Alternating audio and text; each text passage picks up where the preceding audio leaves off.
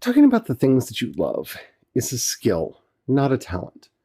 Some people think it's a talent, something that we're born with, something that is innate to the species. But I'm here to tell you, you can lose it. Because I haven't really been talking about the things that I love for such a long time that I feel like I've forgotten how to do it.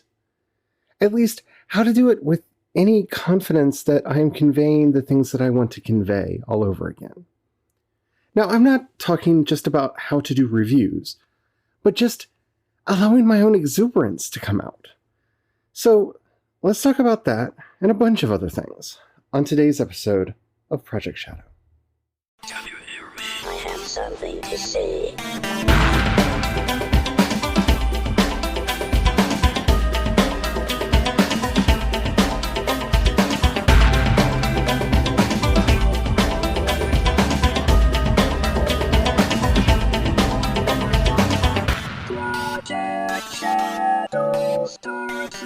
Hello everyone, how are you doing today? My name is Charlie. You might know me better as sci-fi fantasy writer C.E. Dorset.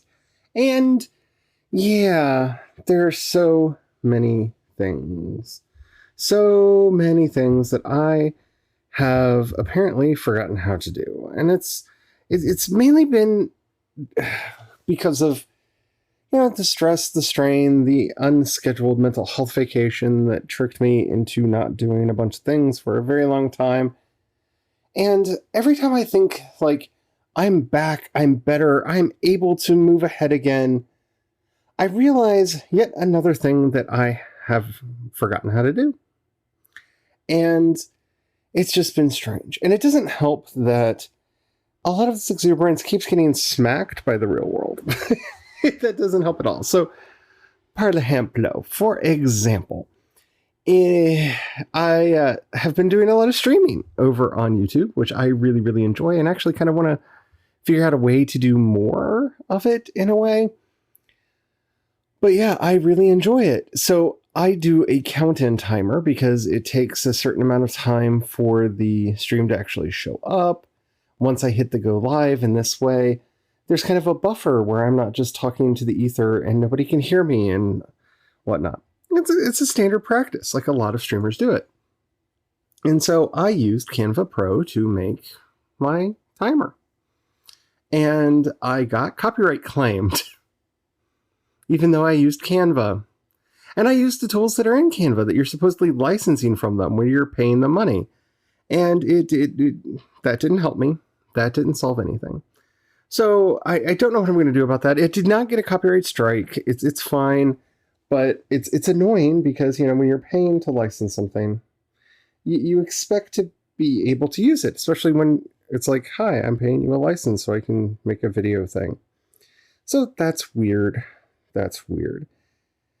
And then, the other day, I'm going through my DMs, and I noticed that one of my favorite bands followed me on Instagram. And that felt weird. It felt weird because I was like, hey, that's kind of the awesome. And then I checked my DMs, and there's a DM in there from Anne from Motherfeather. And yeah, that was awesome. Thank you so much for following the podcast. Thank you so much for following me and for saying the nice things that you did. I really enjoy your music, and I'm glad that you tipped me off that there's more new music coming because we've been in kind of a desert lately. Many of my favorite bands have not been releasing new music, and just recently it started happening. Cybertronic Spree have a new album out, which I can't wait to talk to you all about probably next week. Lucifer has been recording again, and now I know there's a Motherfeather album coming, and if you're not listening to them, you should definitely listen to them. They're a really, really fun band. So it's been weird, and I don't know how to take all this, to be honest, because I have lost my capacity, my skills, my ability to talk about the things that I like, because that's one of the things that the depression did to me, is it really reinforced my ability to talk about, to discuss, to point at all of the things in the universe that I don't like. And, well, that's not helpful to anyone, especially right now when that's pretty much the entire universe.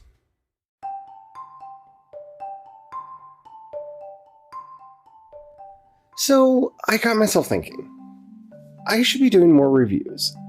I should be reviewing some of the games that I play, even though I don't play that many. I really want to be talking about the music that I listen to a lot more again, because that's a lot of fun. Though I wish I could actually play samples of the music, but I have signed contracts that makes that not possible. But because the podcast is on Spotify now, I figure I could make a Spotify playlist where I can put the songs in the order that I'm talking about and do it that way. So you can, like those old records that you used to get as a kid, or tapes or whatever. See, I'm dating myself here, where it was like you read up to a certain point and then you played a song off the album or whatever. Yeah, I'm really dating myself here, aren't I? I think they made them with CDs too. I remember my niece having some that worked with CDs. But anyway, I don't know. I'm trying to figure out how to do that, because I don't know how to do reviews anymore. And a lot of that has to do with the fact that I watch and listen to and read a lot of reviews. And for the most part, I don't like them. There are a few people whose reviews that I do enjoy, but for the most part, I find most reviews to be boring. And not because, the innate art of criticism is dry or anything like that. It's just, there's a fine line between just giving an opinion and doing a review, and also there's a lot of other aspects that go into a good review that make it interesting and entertaining. It's kind of a double-edged sword. There's a difference between a review that you would find, say, on an Amazon product page, where you're just wanting the facts. I just want the facts. Did it work? Did it do the thing that it told me it was going to do? If the answer is yes, then okay, fine. I will buy said item. If it isn't doing those things, then I don't want to buy said item. That's one kind of review. Other types, if you're doing reviews on YouTube or in a podcast or on a blog, you have a double burden on you, where the review needs to not only be informative, but it in and of itself needs to be entertaining. Because, this goes back to Siskel and Ebert, right? The reason Siskel and Ebert became really, really big, and then Roger Ebert became a legend as far as a reviewer, is the banter between Siskel and Ebert about the movies that they talked about was entertaining in and of itself. Whether or not you cared about the movies that they were talking about, whether or not you had any personal investment in either side's opinions, the banter between them in and of itself was entertaining, and thus led to a show and everything else. I don't want to just do a banter show. I don't know exactly how I want to do this, but I want to find a way to be both simultaneously entertaining and informative. And I have not cracked that code yet. I know some people are going to call crap on me for that because you think that I have, but it's a really tricksy thing, because especially with a lot of what I want to be reviewing more of, which is music, talking about music without the ability to play the music is a nightmare problem that I don't know exactly how to get over. Because I can describe a beat to you, I can describe the effect that a particular song has on you, but that's never going to help you understand the actual visceral experience of hearing that song. So, and I know I'm just kind of talking out my tushy here on this, just putting it out there, but I have a few examples that I'm probably going to be following because they have done things that work. So Folding Ideas on YouTube is probably going to be my role model in this, because I look forward to his criticism of movies more than just about anybody else. And I think it's because he approaches everything from his particular strength. And then I learn more about editing and film because he approaches from that perspective. So maybe I'll try to do that. I don't know. We'll see. I don't know, but I'm willing to learn.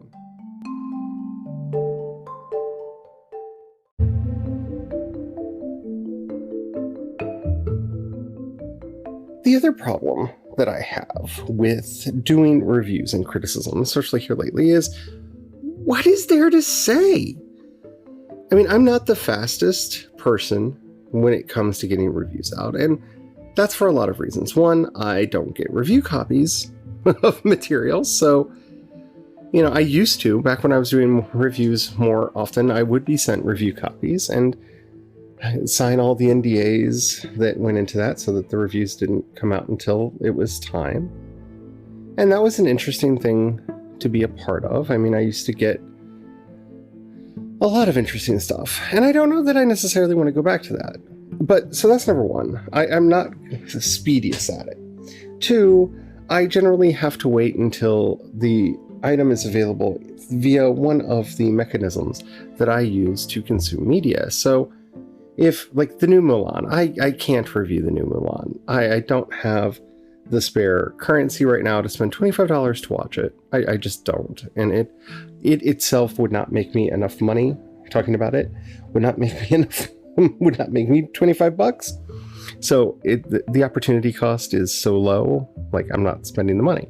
So that's number one. So I would have to wait until it's just on regular Disney Plus, and I probably will watch it then and talk about it then. But that loses me all of that first mover advantage, right? I'm not able to get into that first wave of reviews where, let's face it, most people are really, really looking for review content. The second problem that I'm facing is there are so many reviewers. Like, everybody and their cousin has an opinion, and those opinions are coming out everywhere, from TikTok to YouTube to podcasts to blogs to Twitter. I've even seen people starting to post interesting stuff on Instagram as far as how they're doing reviews and whatnot. So that's the other problem is, what can I say that hasn't been said before? I mean, I get a certain Marilyn Manson song stuck in my head every time I think about doing reviews again. Nothing left to say anymore. I'm just going to stop there because, I don't want to get somebody coming after me for copyright because I quoted the line to a Marilyn Manson song. I'm not saying that they would do that, but you never know because people are so litigious these days, and especially when it comes to copyright.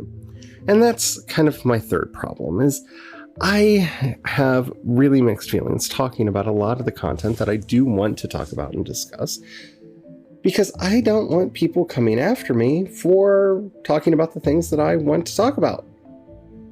I don't need that noise in my life, and that is frankly what it is. It's noise. It's a bunch of obnoxious hurdles that you have to get past in order to talk about things. I don't want to have to do weird video tricks to be able to talk about this, that, or the other thing. So I haven't figured out exactly how I want to do that, and I keep bringing it up because, one, I want you all to know that I am wanting to do this, and two, because you never know when somebody's going to say the right thing. Just that one little hint. And I'm not saying that I'm looking for any of you to give me a direction to follow or to solve this problem for me, but you never know when you're going to hear that one thing that gets your brain moving in just that right way, that gets you to understand exactly what and how you should be talking about things.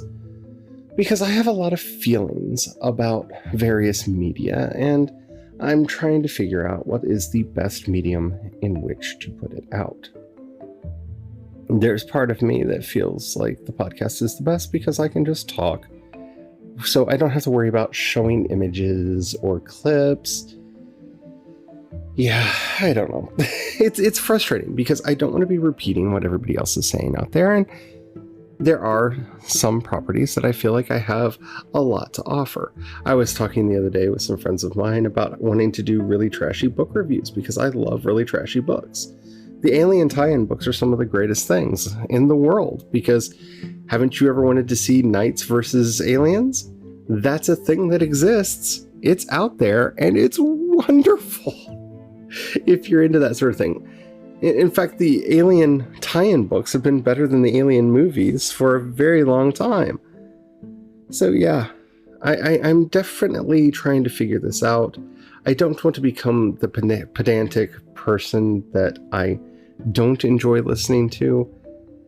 And finding that balance and striking that balance is really hard for me because I don't know exactly where I want to be on that spectrum.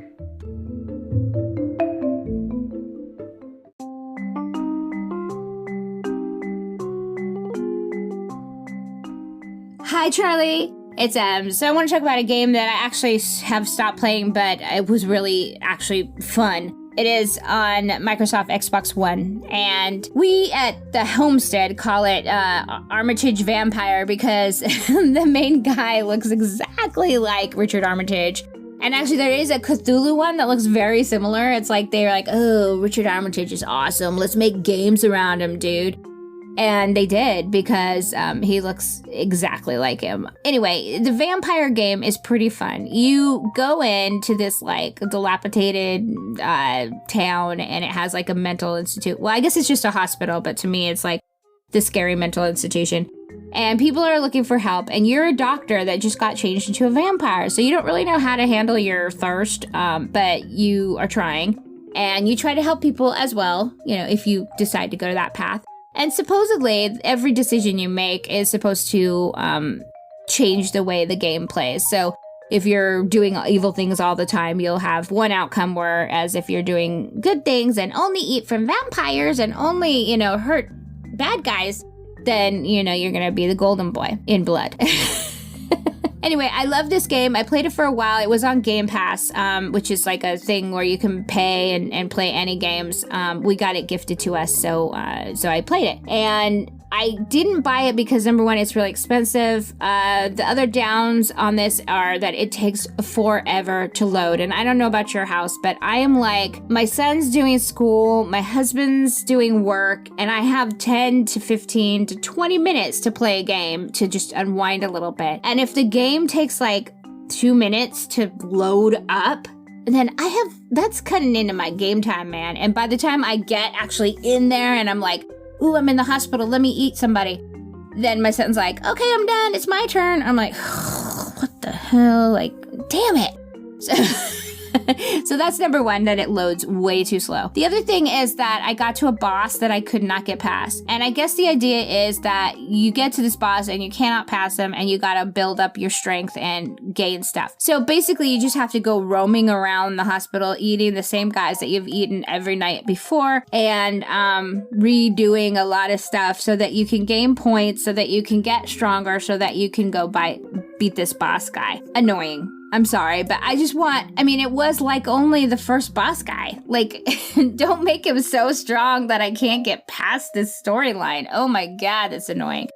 Some of the storylines too were really tough. I had to go and look up some cheats and tricks before I even thought I should have had to do that, because the game got a little too hard as far as finding the place, because you got to be at the certain spot.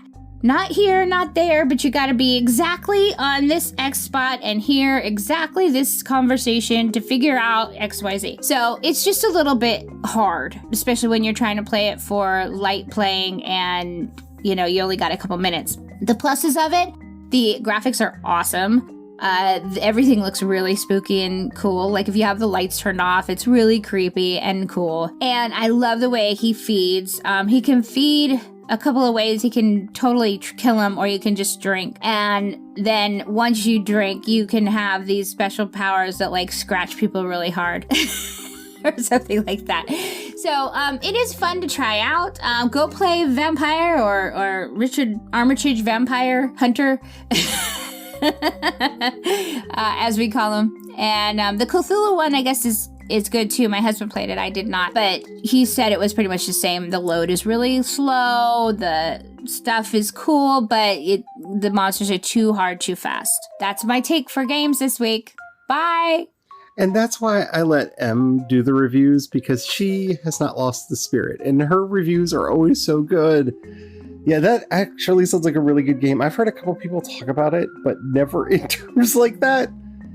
Yeah, I haven't really been doing too much as far as video games go, but that's just because I'm a boring fuddy-duddy, and I get what you're saying. Like, I have only a little bit of time that I have allotted myself to play a game, and so it has to be like super fun, super awesome, and has to have all the GTFO that it can possibly have.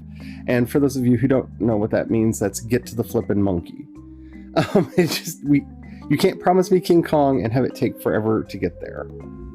But yeah, that sounds like a really fun game.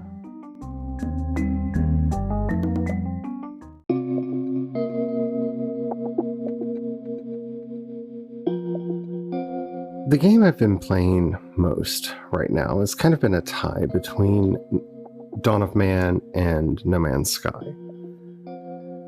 But the update recently to No Man's Sky, the Origins update that brings it into 3.0, really made the game feel so different. And that's an amazing thing. Like, this is the power of aesthetics. And I'm not saying that they didn't really change a lot of stuff under the hood or any of that, but predominantly, like, the most noticeable thing that changed in the game is the aesthetics. The look of the HUD, though it didn't change as much in functionality, but the aesthetics of the game, the way grass is rendered, the way planets are rendered, the way that new planets will be created, the complete rewrite of the procedural engine from the ground up is such a powerful, amazing, wonderful thing. And it really shows what you can do when you set your mind to something. Because Hello Games should have been done. Like, they should have been done. No Man's Sky should not have survived its initial launch. And I say this as a fan of the game since launch.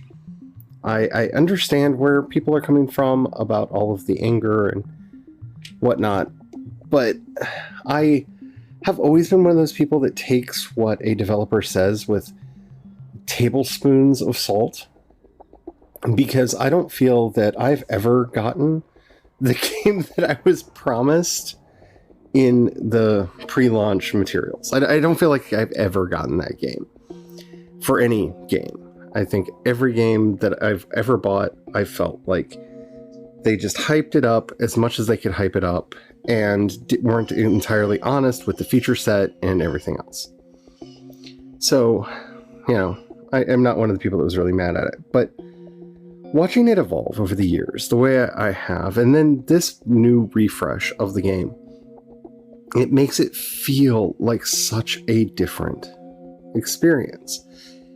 And it's made me think a lot about aesthetics, especially when it comes to video games, because this update really didn't change a lot of the underlying fundamentals of the game. That's been in the incremental updates leading up to this, where they kind of seeded a lot of that in. And this was kind of the culmination of that, where the procedural engine that runs everything got refreshed and got bumped up. But the game feels vibrantly new in a way that I did not expect something like this to do for it. It's my ship. It's the same ship that I've been flying for quite a while now, like for years now, because I found a ship that I liked and I've been working really hard to upgrade it. Even though I went and I got myself a living ship, it's beautiful and it sits on my freighter because I don't fly it that much because I really like the ship that I have. And like I said, spent a lot of time upgrading it and getting it just the way I likes it. But it's the same ship. It still flies the same way. Now, I do have one thing that I don't like. There were a couple changes that were added into the game that I don't quite understand why my oxygen capsules no longer work. Because the thing that you now make to power your suit is now the life support gels. And again, I'm not salty about that, but I had a stack. I was keeping stacks of like 80 ion batteries and 80 oxygen capsules on me. That way, I didn't have to worry about repowering stuff. Like anytime any of my power got low, I could just be like, recharge. And like that entire stack is just worthless now.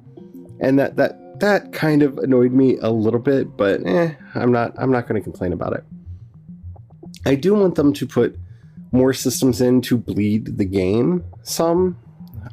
And I'm not saying like I don't want like a bunch of like things breaking down mechanics, but I have huge stockpiles of a lot of resources and a lot of materials that I would like to go to use, that I would like to actually become something.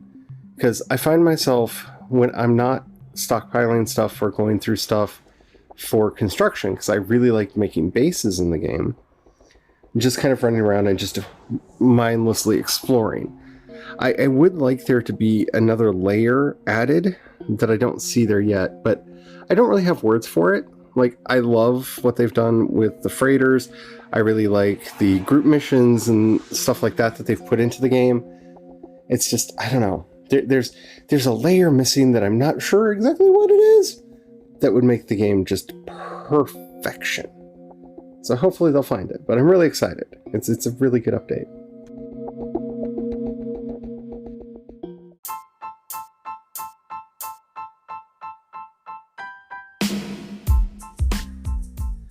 For better or worse, the last couple weeks for me have been about profound reorienting, about finding where I want to be going from here. And part of me wants to say that this is like thanks to the privilege that I have, but it's really, it is and it isn't. Like I have the privilege that I can work on the podcast and the other things that I do because, you know, I am in a position where I don't have to worry too much about money, but at the same time, like, I'm not rich, I'm not wealthy, and everything that I do does rely heavily on people actually supporting the work that I do. So people on the Patreon or the ads from the podcast or what have you, like, those things really do help pay the bills for what I do. And so I've been trying to strike the balance in myself because that evil part of me keeps wanting to come out and do the whole, you know, if we completely optimize this, we could probably blah, blah, blah, blah, blah, blah, blah, blah, blah. And I don't want to be that person. Like, I don't. I've been that person before. And so trying to figure out where I want to go, what I want to do, what I want the content that I'm making to look like, what I want the stories I'm doing to look like, has been quite a struggle for me because it is that fight between the business side of me that kind of knows how to play the game and what that part of me wants to do. And then there's the creative side of me. And then there's just the fanish side of me that is kind of in this place now where I'm like, I wish this thing existed so I would have it for myself. And I don't, and I want it. So yeah, I've been doing a lot of reorienting lately. What have you been doing? Please let me know. I'd really like to find out. If you have anything special that you would like to see me doing on any of the channels that I produce stuff on, let me know. Down in the show notes, you'll find a link to the voice message system. Keep it short, keep it clean so we can use it on the show. I would love to hear from you. If you have $1 that you could pass my way, I would be ever so grateful.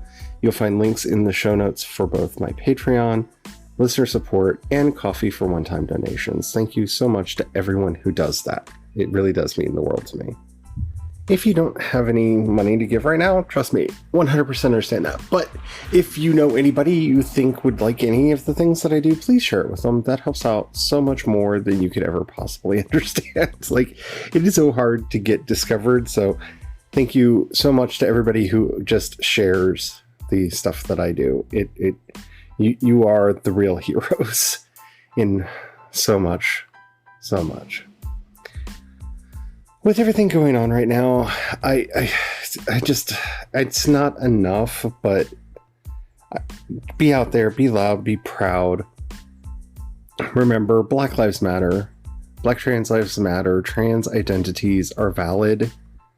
We really need to step up as a society and treat people better than we do. And with an election coming up, it's more important now than ever to be out there and speaking the truth to power. Alrighty. Thank you so much for listening, and until next time, may you have the courage to ride your dreams into reality. and don't forget to have the fun. Bye.